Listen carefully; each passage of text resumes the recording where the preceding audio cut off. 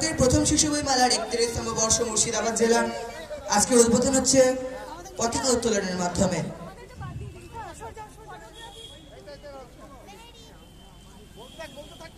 মেলা প্রাঙ্গণে উপস্থিত সমস্ত কচিকাচারা পতাকা উত্তোলন করছে।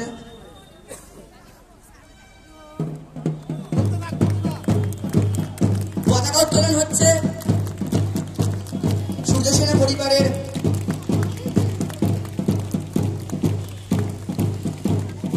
ভারতের প্রথম শিশু বই মেলার ৩১তম বর্ষের এভাবেই আজকে উদ্বোধন হলো।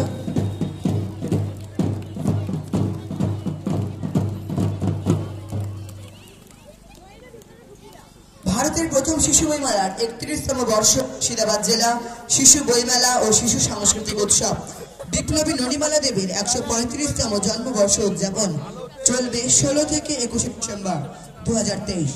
আয়োজক সূর্য সেনা পরিবার শিশু কল্যাণমূলক সংস্থা। প্রতিদিন বেলা ২টো থেকে রাত্রি ৮টা। স্থান বহরমপুর কৃষ্ণনাথ কলেজ স্কুল।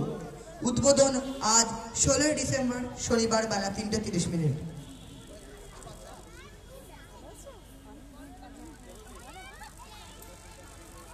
পতাকা উত্তোলনের মাধ্যমে মেলা শুরু হলো।